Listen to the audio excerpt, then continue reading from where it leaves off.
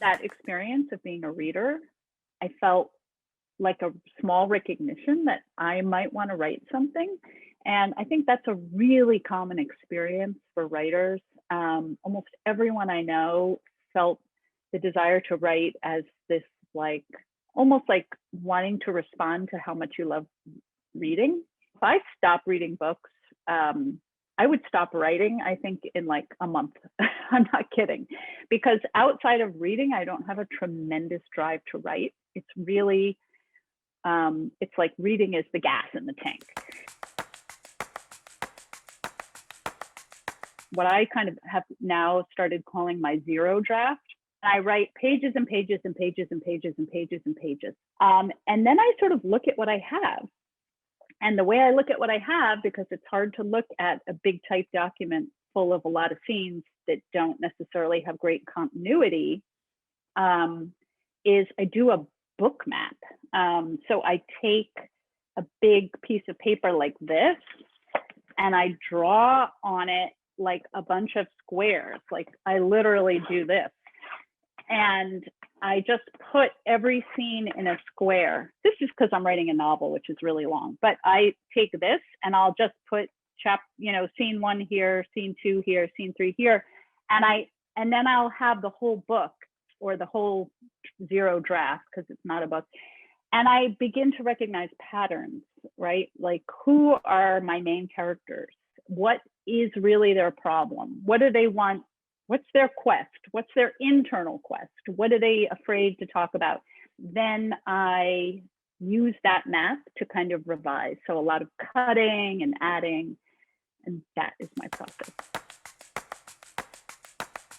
If you follow something that you love and that you're really curious about, you can, figure out the skills you need. It's not like I wrote my first draft of my first story and handed it to an editor who said, oh my gosh, you're a genius and we're going to publish this and print 5 million copies, nothing like that.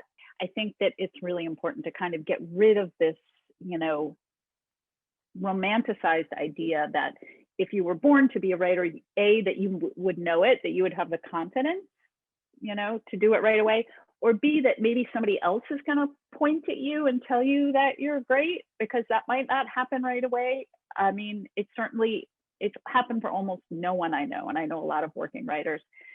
The truth is, it's just a matter of liking it enough to work at it, and that's one of life's big challenges. Is figuring out what you like enough to work hard at, because if you don't like it, it's really hard to make yourself do it. Your writing is of you, but your writing is not you, And if someone doesn't like something or doesn't get it, that doesn't mean that they don't like you or don't get you. It's what's on the page is really external to you. And sometimes if you're intense about writing, and most writers are, I think it can feel almost like that's you on the page.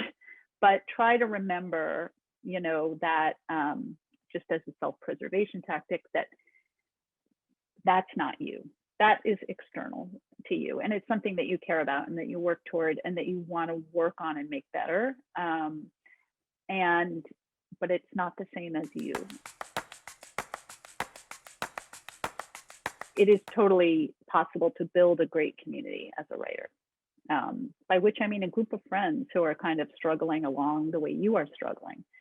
And even if you don't share work or talk about your work, just talking about the internal,